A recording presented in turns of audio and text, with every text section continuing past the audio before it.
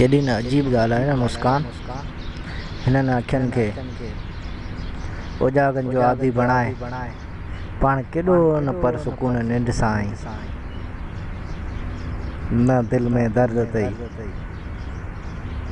न ॾुख ख़ुशियुनि जी सिज ते केॾो न आराम सां सुती पई आई।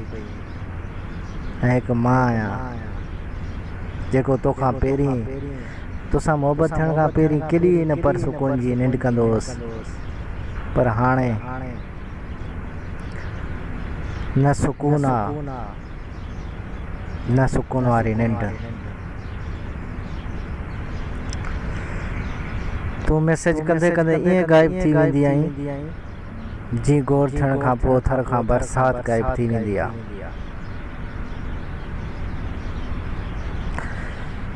ऐं मां उन्हनि थर जे माण्हुनि वांगुरु जेके बरसाति जो इंतज़ारु कंदा रहनि था, तीअं मां तुंहिंजे मैसेज जे इंतज़ार में सॼी राति गुज़ारे छॾींदो आहियां। बसि मुस्कान मोहब्बत कई आहे निभाइण ब अचे थो। ॾुख ॾींहुं सुख ॾींहुं छा बि कई न, जॾहिं मूं मोहब्बत कई आहे त निभाईंदसि। बसि वक़्तु गुज़ारियो आहे तोसां, बाक़ी रहियल वक़्तु बि गुज़ारबो। मुस्कान तकलीफ़ ज़रूरु थींदी आहे, पर सही वञिबी। मुस्कान ईअं तोखे जुगाए नथो, तूं बार बार ईअं गायब थी वञे। मुंहिंजे हेतिरनि मैसेजनि खे नज़र अंदाज़ करी, व्हाट्सएप ते मैसेज, फेसबुक ते मैसेज, लोकल मैसेज, पर को बि जवाब न आहे। जवाब किथां ॾींदी? तूं पाण ई आराम जी निंड सुती पई आई।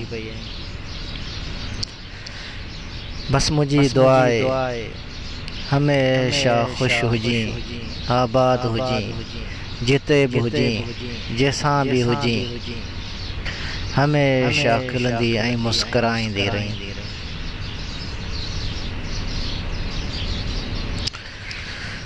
मां इहो नथो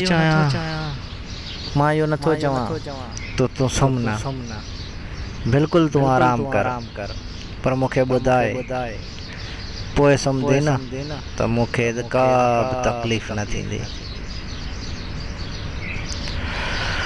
बसि तुंहिंजी ॾिनल हर तकलीफ़ बि अखियुनि ते अलाए छो असांखे उजाड़े हलिया हुआ, ॾई दर्द दिल खे रुआड़े हलिया हुआ। टिड़ल गुल हुयासीं त ॾाढा वणियासीं, ऐं जॾहिं छणियासीं तॾहिं लताड़े हलिया विया। वेठो आहियां वाट ते जलियो वण टारी, नकी जानिब जूह में नकी का दिलदारी। मोहब्बत वीचारी सिके पई सलाम लाइ, विया वण वफ़ा जा गुलनि कढिया गऊंच।